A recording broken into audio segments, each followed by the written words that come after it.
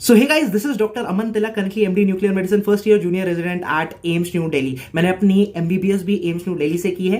And यार, ये छोटे से वीडियो में मैं आपको बताना चाहता था एक बहुत इंपॉर्टेंट अपडेट नीट 2023, 24, 25, 26 सारे एस्पिरेंट्स के लिए। देखो, एनसीईआरटी की नई बायोलॉजी की बुक्स आ चुकी हैं एंड एनसीईआरटी का एक ऑफिशियल अपडेट भी आ चुका था जहां पर कि उन्होंने बोला था कि ये टॉपिक्स और ये चैप्टर्स जो है वो हटा दिए गए थे। आज से 1.5 महीने पहले मैंने आपको बता दिया था, ये आप देख सकते हो। और आज के जो ये न्यूज है कहीं ना कहीं कि आज आप मार्केट में जाओ, आपको हो सकता है नई अपडेटेड एनसीईआरटी मिल जाए जहां पर कि क्लास 11 में 3 chapters, transport and plants, mineral nutrition, digestion and absorption, मतलब 22 की जगह 19 चैप्टर्स। और क्लास 12 में reproduction and organisms, strategies of enhancement of food production, environmental issues, ये मतलब कि 16 की जगह 13 चैप्टर्स है ना। ये 3 चैप्टर्स हटा दिए 12th में, 3 चैप्टर्स हटा दिए क्लास 11th में। तो केवल इतनी जो है ये चैप्टर्स है।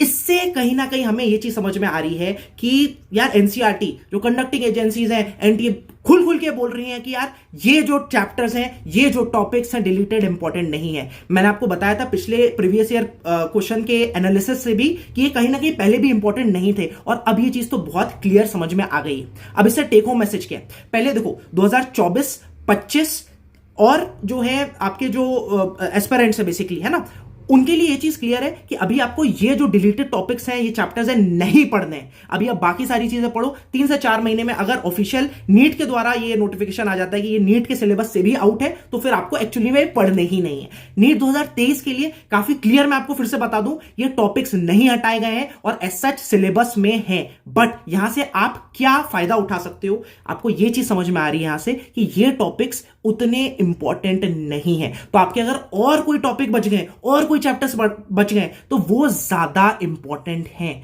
दोस्तों, मैंने अपने टेलीग्राम चैनल पर सारे जो हैं चैप्टर्स के मैंने अपनी एनसीईआरटी, सबसे पहले तो जो एनसीईआरटी मेरी बायोलॉजी है ना, वो मैंने पूरी की पूरी अपलोड कर दी है। 60 से 65% मैंने अंडरलाइन किया हुआ है। वहां से आप अगर 2023 के एस्पिरेंट हो तो कहीं ना कहीं वहां से आप देख सकते हो कि क्या कैसे एज सच आप उससे पढ़ सकते हो, उसे प्रिंट कर सकते हो, वहां से पढ़ सकते हो। अगर आप 24 और 25 के एस्पिरेंट्स हो, वहां से आप सीख सकते हो। देखो, आप देख सकते हो underline NCERT, chemistry, biology, modern physics, वहां से आप समझ सकते हो अगर 24-25 के एस्पिरेंट हो कि कैसे अंडरलाइन करनी है, कैसे इंपॉर्टेंट चीजें अंडरलाइन करनी है, वहां से रिवाइज करना है। इसके अलावा सारे क्लास 11th के physics, chemistry, biology approximately 50 chapters हो जाते हैं। इस सब के digital handmade notes with previous year questions, annotation, NCERT tables inclusion and NCERT के डायग्राम इंक्लूजन के साथ मैंने सीक्वेंस वाइज अपलोड कर दिया अपने टेलीग्राम चैनल पे। अमन तिलक ऑर्गेनाइजेशन टेलीग्राम पे जाके सर्च करो, मजा आ जाएगा आपको ऐसा कंटेंट देखकर।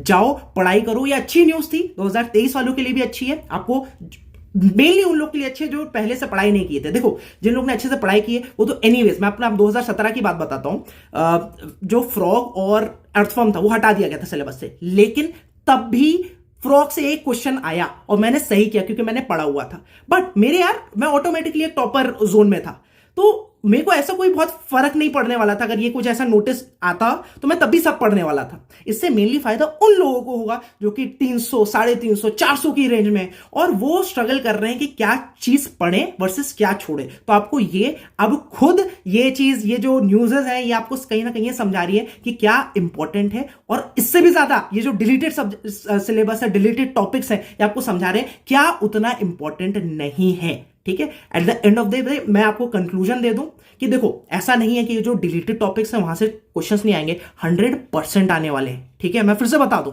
But at the end of the day आपको ये चीज अगर क्लियर है कि यहां से कम आ रहे हैं तो आपको समझ में आ जाएंगे बाकी चीजें ज्यादा इंपॉर्टेंट। आप उसको बार बार पढ़ोगे और जब बार बार पढ़ोगे बाकी चीजें, तो उससे जब ज्यादा क्वेश्चंस आने की प्रोबेबिलिटी, तो आपके सिलेक्शन आने की प्रोबेबिलिटी बढ़ जाएगी। इसको कहते हैं smart work. That's all for this session. जाओ फट फट फट ये सारे जो नोट्स है मैंने बनाए, मेरी अंडरलाइन एनसीईआरटी, जाके पढ़ाई करो और मस्ती से अच्छा करो यार तुम लोग, है ना। ये मैं चाहता हूं। अच्छा लगा मुझे यार कि देखो, बहुत ही फालतू से ही चैप्टर्स थे यार ये, स्ट्रेटेजीज ऑफ फूड प्रोडक्शन। कोई इसका यूज नहीं था, मतलब कि आप डॉक्टर बनने वाले हो, क्या मतलब इसका यूज है। या फिर मैं आपको बता दूं, रिप्रोडक्शन एंड ऑर्गेनिजम्स, देखो जब sexual reproduction and flowering plants और ह्यूमन रिप्रोडक्शन का अलग से चैप्टर है तो क्या यूज था इसका। तो अच्छा ही हुआ ये सब हट गए आपके चैप्टर्स, बहुत अच्छा है। पढ़ाई करो। Wish you all the very best. Bye bye.